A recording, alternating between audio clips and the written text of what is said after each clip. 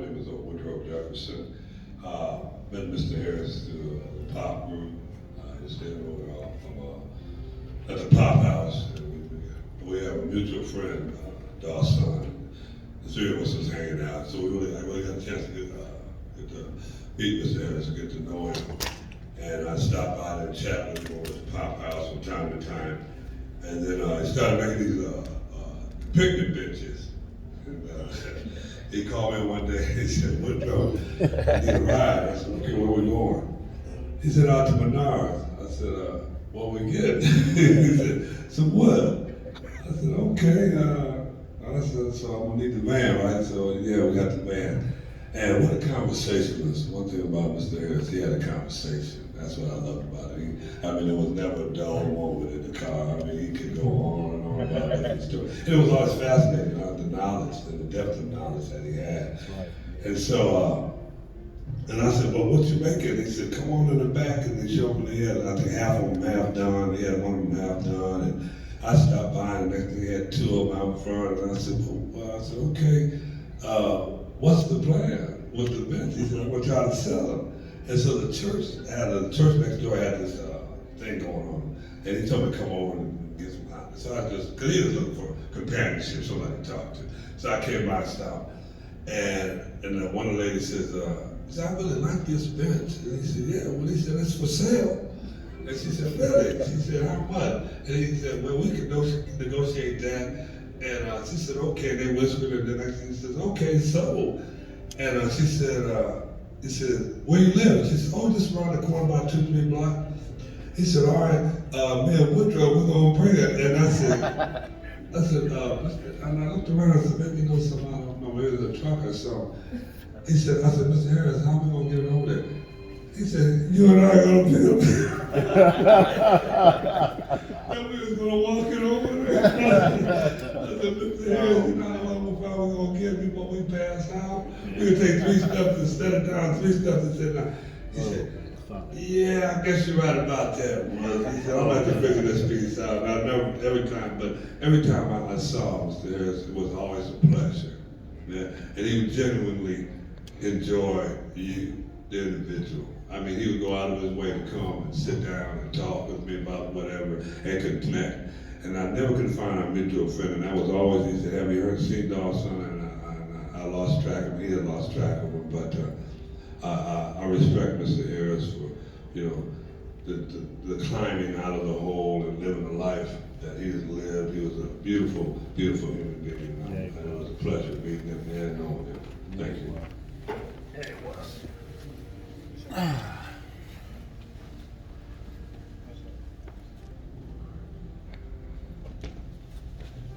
Hello everyone, my name is Willie. And those picnic benches. He called me over there one day. And I'm a carpenter, that's one of the things I do. And so he had me look at it. And so I looked at it. He said, well, won't you sit on it? I said, well, okay, why? He said, because I want to see how sturdy they are. I said, well, won't you sit on it? Brother Harris, man, I love him, man. So, I first met him. I was in a prison cell, and every Saturday, he used to be sitting down there at the table with a bunch of books, history books. And so one Saturday I went down there, one Saturday morning, and he wanted to teach me knowledge of self. Because he believed that if we knew who we were, regardless of how we started off, we wouldn't finish that way. Wow. He was right. We didn't finish that way.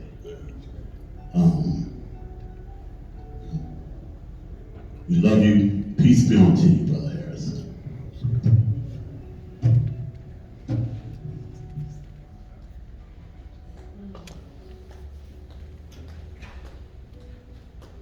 Praise the Lord.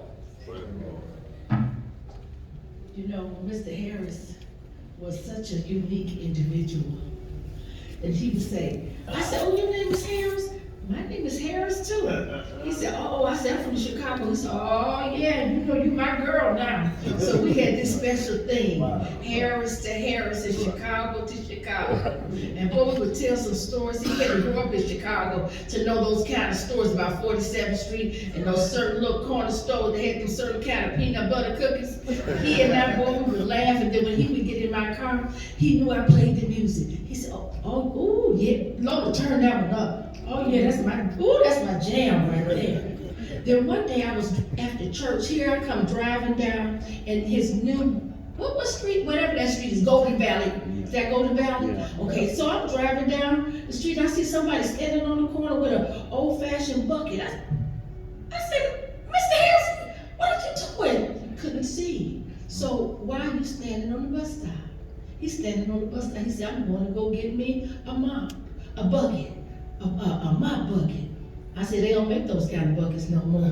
He said, yes, they do, and that's the only kind of bucket I want. I said, well, get in the car. Come on, let me take you. He said, yeah, I remember it was a hardware store down here. So I took him to one hardware store. I said, I told you they didn't make those buckets no more. He said, now what? I know it's another hardware store up the street. I took him to another one. I took him to 3 hardware stores looking for that old-fashioned kind of bucket, you know, that you step on and you pull. I said, I told you they didn't make those buckets no more. After 3 stores, I said, I ain't going no more. I ain't going nowhere else. That's it. He said, oh, well, shoot, Lord. That's all right. Somebody else gonna take me. You know, once he got something in his mind, you couldn't change him. He was a great man. He was a man of wisdom, and he was a kind man, and he was a pop guy, and we're gonna miss him. God bless.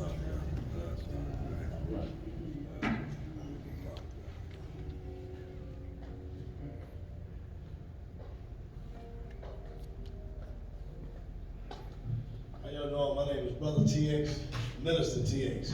Well, I met Mr. Harris at my very first Fathers and Daughters Day dance. And out of all the pop guys that I affiliated myself with, I got a picture of Mr. Harris in my apartment. I've been to 3 different apartments, but that picture has always been in my front room. And it's a beautiful picture with one of the other pop guys, but throughout all the pop guys, that picture followed me throughout the time. And I'd like to say peace to that brother. God bless. That's right. That's right.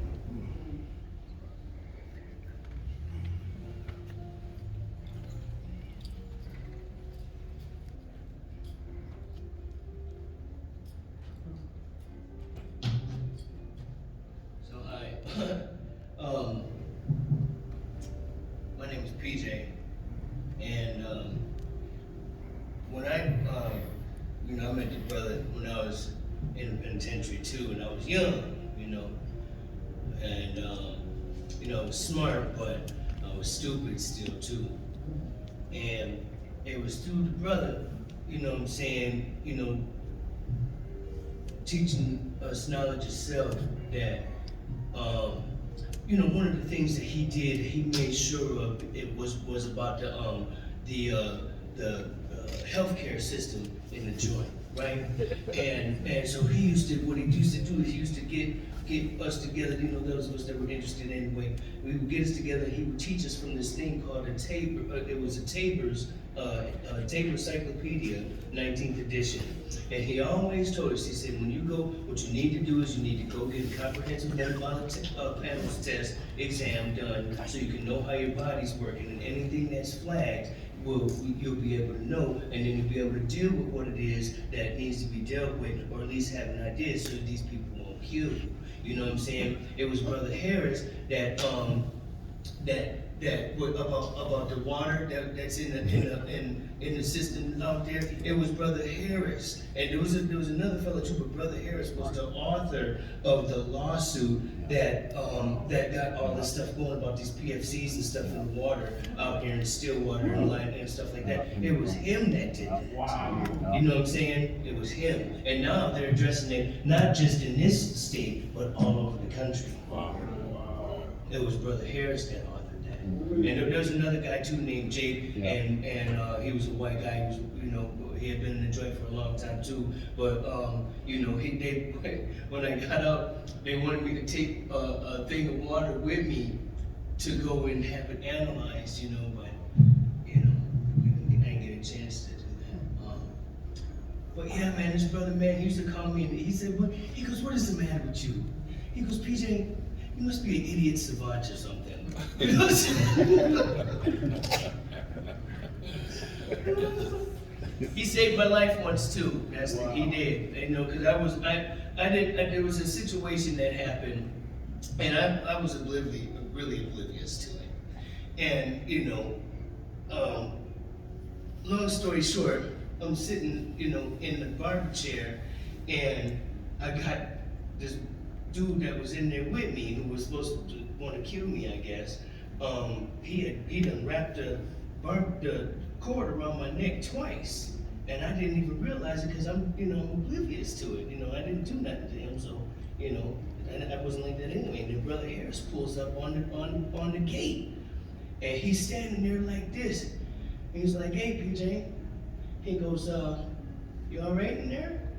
I was like, "Yeah, brother, you know, I'm all right in there." He goes, "Did you notice that cord was wrapped around her neck twice like that?" And I said, "No." He said, "I think you should come up out of there right now." Straight up.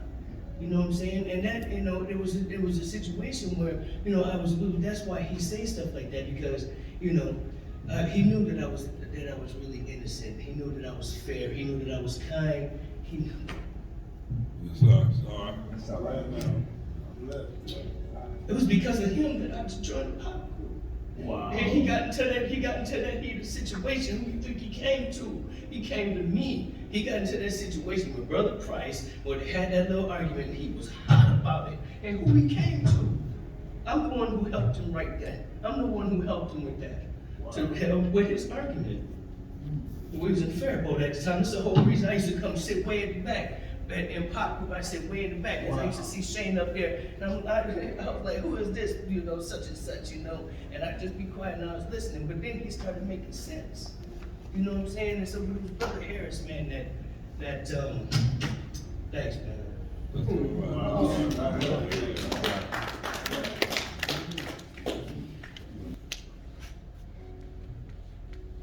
Yeah, like the rest of us, met Brother Curtis in the pop group, and his energy is massive. His heart is the same. And I think about how when he was there, it was important that he spoke, because the things that he said either empowered us or informed us, which led to us thinking more. And that kind of sums up Brother Harris's, he thought about the importance of everything. And he informed us of the importance of everything. Not, you know, so I am blessed and thankful for every minute that I got to speak with him, or drive him to his senior living, or just hear the stories, how he impacted everyone that he came in contact with. And I am so thankful that we had this opportunity to say goodbye to Brother Curtis.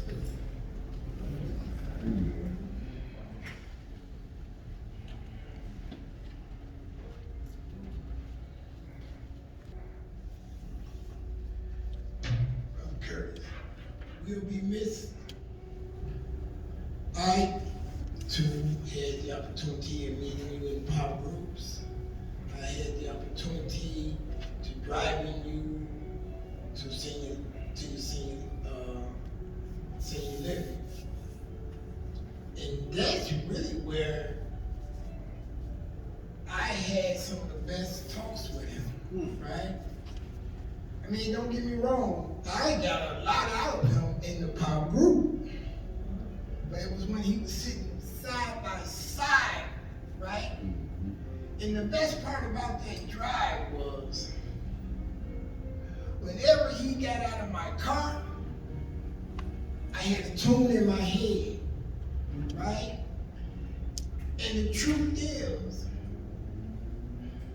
as I stand here, I wish I had a voice, a singing voice, because if I could sing at all, I would definitely do that OJ's flavor. Man, here we go. I'm dead ways to heaven, right? And I say that because whatever discussion was, although he had wise words, he always had a cool tune. So I stick around in this group because of him for the reasons that then, like I tell a lot of guys, I say, man, I have to be able to put a face on whatever the goal is. And being somewhat of an older guy in pop group, he was that face I looked to so that I could stick around.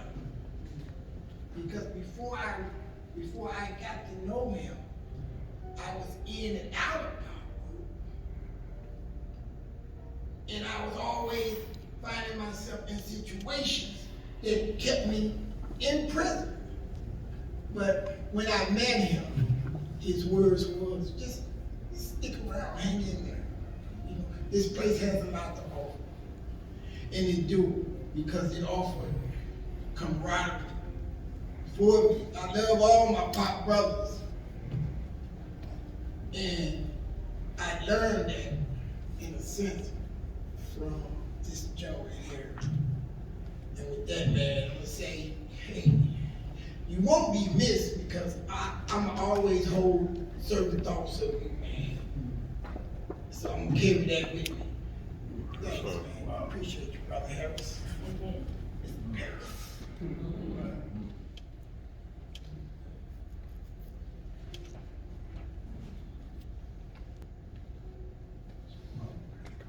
Man, my brother and all, he just like everything in a man that could be to a man, you know what I'm saying?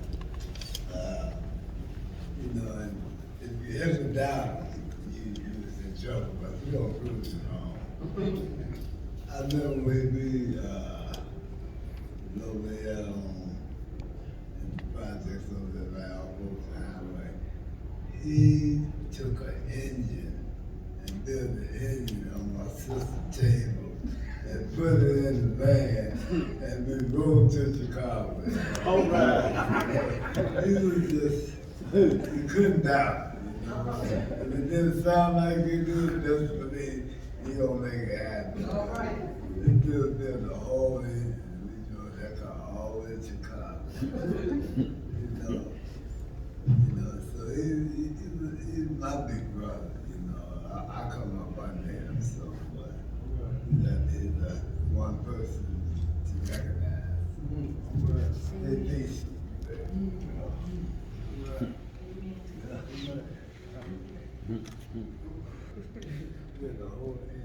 I dread this moment. And the reason I dread it is because Curtis, like you just said, he was my older brother. Curtis was 5 years older than me. We were in the penitentiary together. I met Curtis on day one. He walked into that penitentiary. I was there when he got there. Wow. And he pulled me aside and he said, man, what's it like here? I said, Curtis, just stay with me, I'll show you. I said, I guarantee you nothing gonna happen, you know? And I guarantee you, I got your back. That's over 36 years ago. You know, actually 40. Now, since his daughter had mentioned, I wasn't thinking about it in those terms. I was thinking about the time that we spent together. Some of y'all know I would come and get him, especially his daughter, she know. He'd call me on that phone. I'm Amos, right?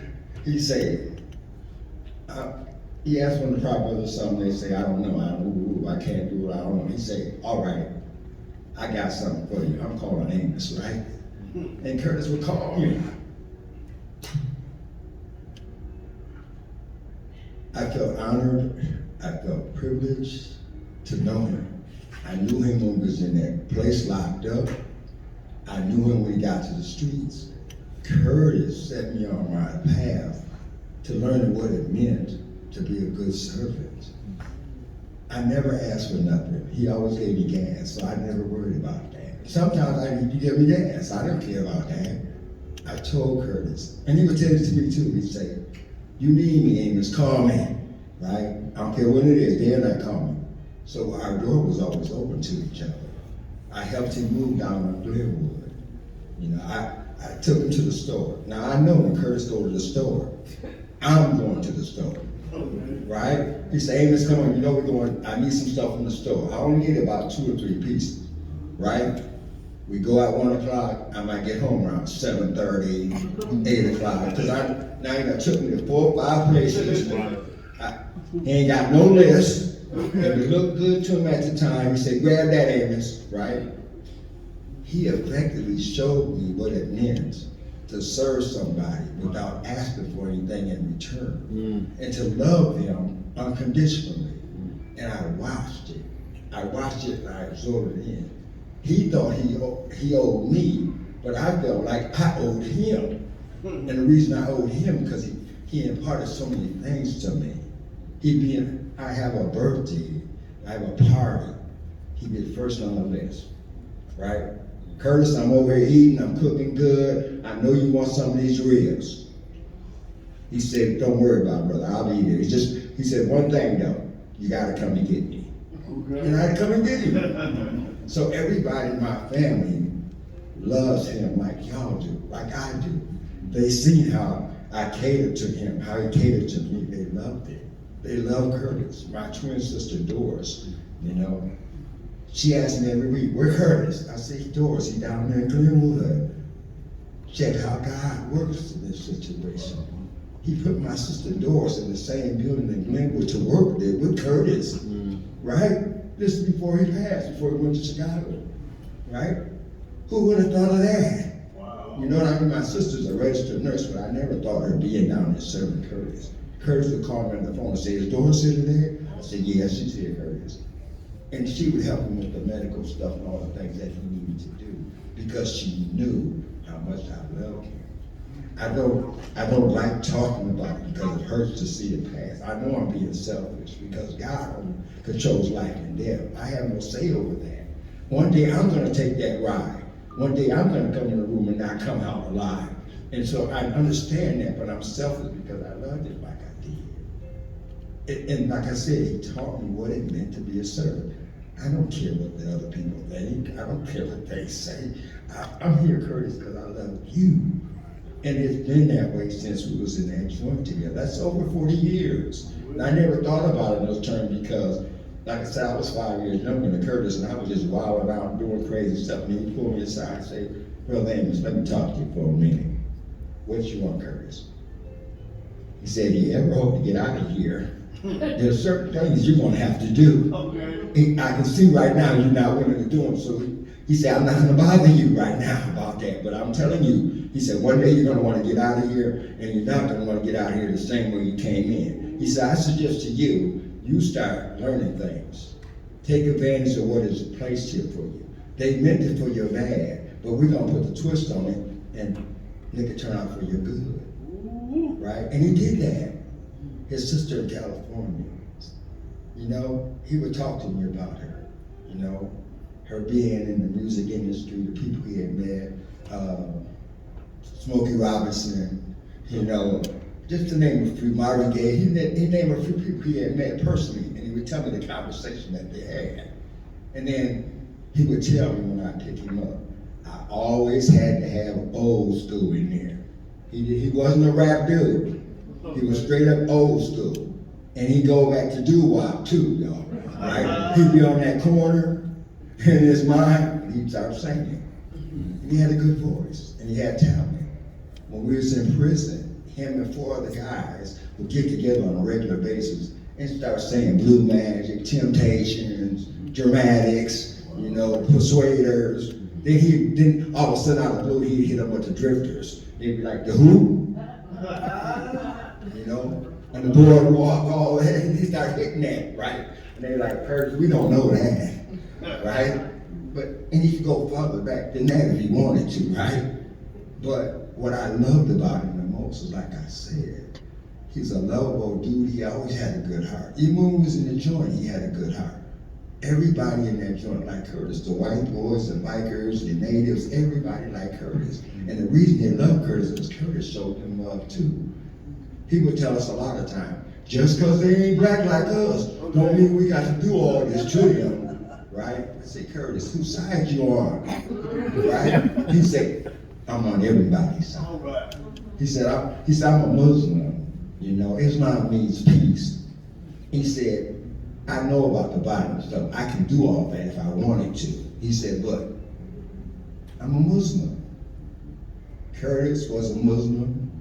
My brother was a Muslim. That's right. Kabir was a Muslim. That's right. And I just got to bury my brother, right, like this week. 2 weeks, a week and a half before that, I buried Kabir, right? They were Muslims. That's right.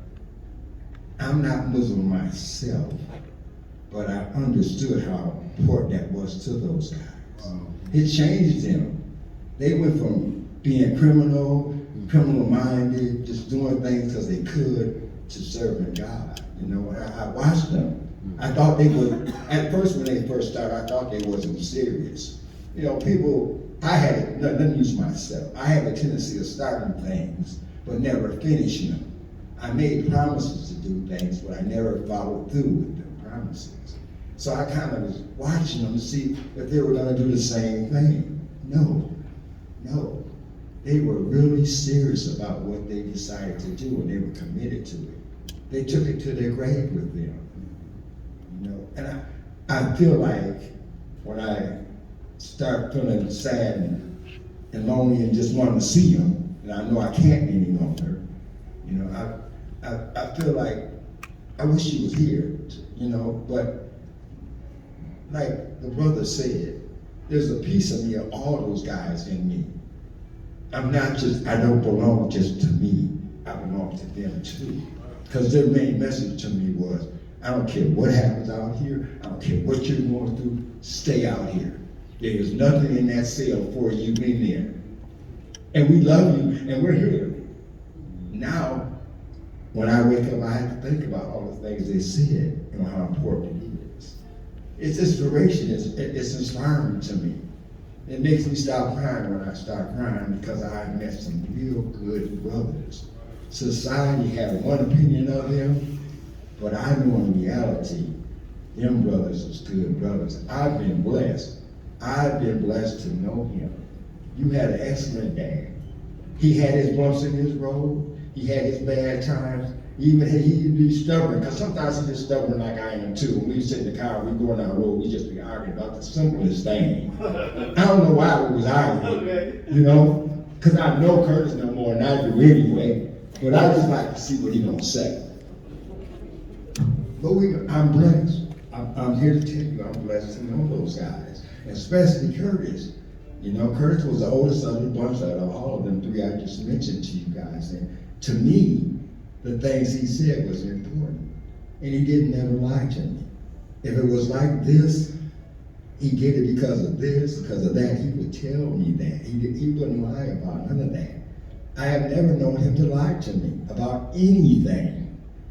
I mean, 40 years you got a friend you never fought with, you never lied to you. And then when he started deteriorating physically, I would talk to him about this. Curtis, what's your next move? What you want me to do? You know? I've been blessed, and I'm here to tell you, you've been blessed too. You had an excellent father. He had a good heart. The time that we got with him, I value that, and you should too. Because he always talked to me about you, right? All the time. Well, you know, my daughter said this, she said that, she's gonna do that. I said, I understand, Curtis. Tell me what you want me to do, right? Let her take care of her business over here. I'm gonna take care of our business right here. I want to represent for you. I want you to know that you're loved, you're well cared for. And when you're with me, ain't nothing gonna happen but good. All right, Amy. I am Rakita Francis. I am that Grandpa Curtis, I mean Grandpa Harris. This is my older brother. A lot of the things that you guys said before, the remarks can 100% relate to. I have a picnic table in the backyard. He has come over to my house and called me, always talking about ribs. I actually have the honor to meet my grandpa, when I got to know him, I was about actually 15, I believe. I started to write him while he was in prison. I started to question my mom about who he was, you know, background, all kinds of things, even my grandma. And that's when our relationship began. We wrote back and forth for years before I even physically met my grandpa. I am now, this year be 36. I had the pleasure of having him be present at my wedding celebration after we came back. I've had him over for plenty of holidays where, again, he is a talker. And he always wanted to educate and make sure that you were very, very aware of self and how to treat others. He was a phenomenal person. The time that I did get with him, I feel very blessed to have had that time with him. He was one of the few men in my life that was role models. We just buried my father 5 months ago. So my dad, my grandpa, my brother, my husband wanted me to make sure I said he always dressed sharp. He always had on some type of suit, tie, something, no matter when we see them. There's a few men, select men in my life that's left, and he was one that I hold dear to my heart. And I just wanted to say also thank you all for supporting him. He talked about you all quite a bit. We had some very deep conversations I had with my grandmother, and he loved each and every one of you, and you played a real role in his transition when he came from prison. So thank you very much. And to my mother, whew.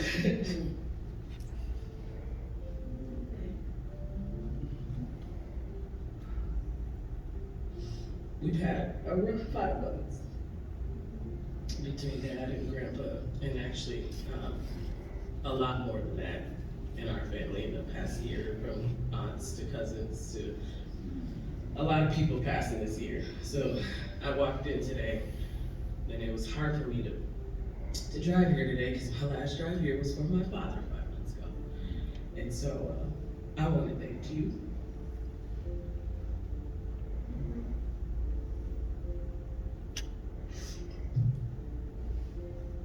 For just being a rock for all of us. You've had a tough time, but through God and prayer, Grandma, my Uncle Bruce that came up here is another one I cannot forget of men that show our young men, like my older brother, how to lead the way. And Grandpa, when he came out, definitely was a part of that. Although this is tough, I know he's in a better place. He's not in pain. Singing away, eating away. All the things that the one person we all, at the end of the road, decided to be with. So thank you, Grandpa, for the time I got to spend with you. For the lessons learned, for all the good times, all the random phone calls. Also for stepping out here and being very good stand-up man for my mother to show me what comes next. Thank you.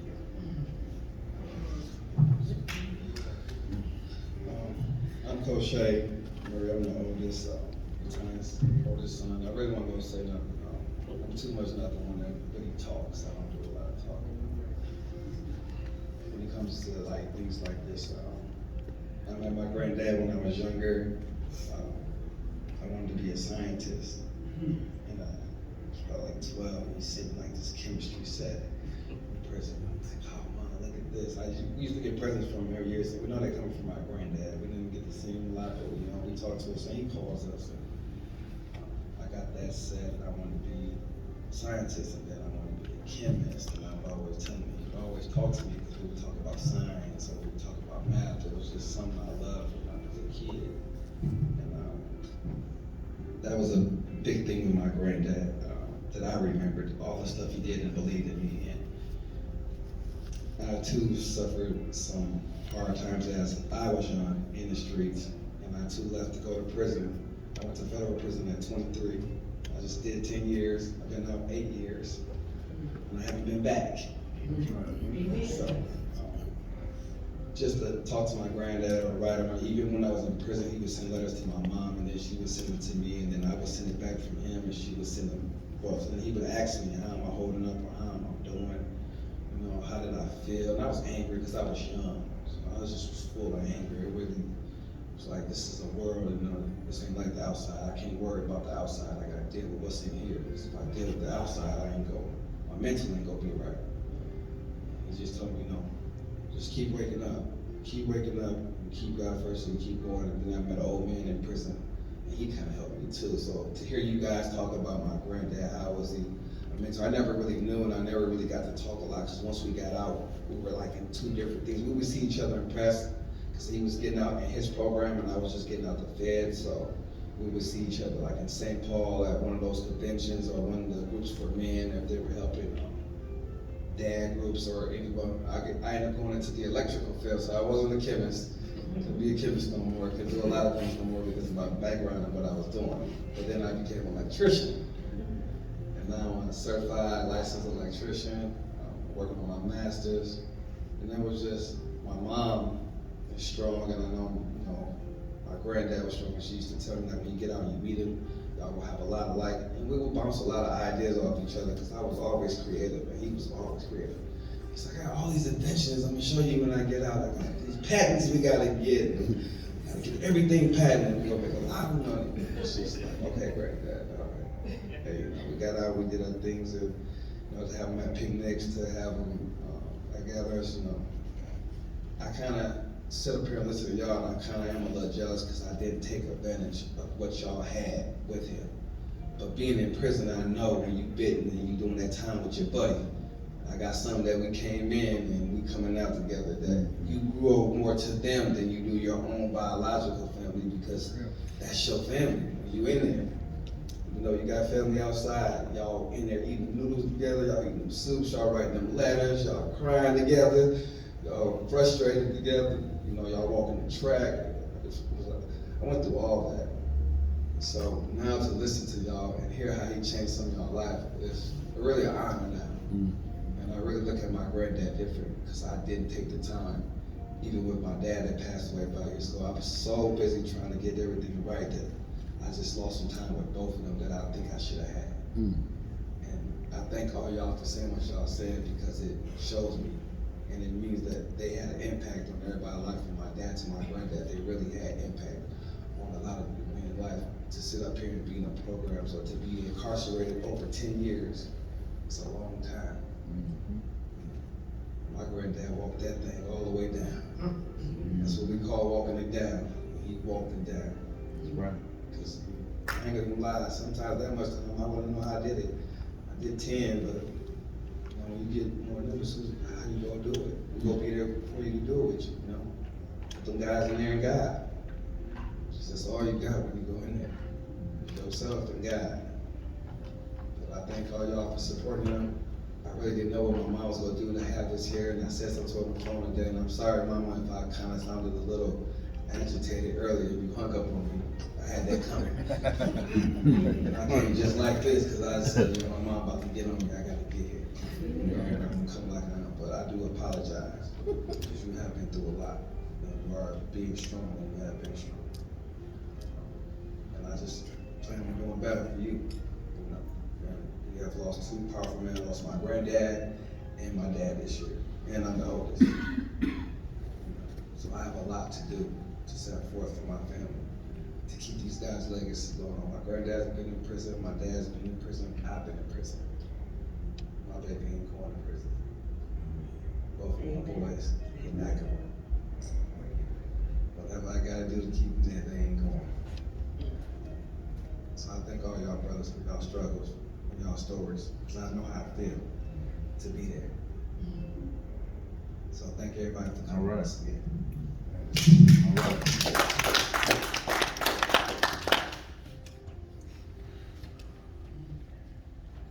right.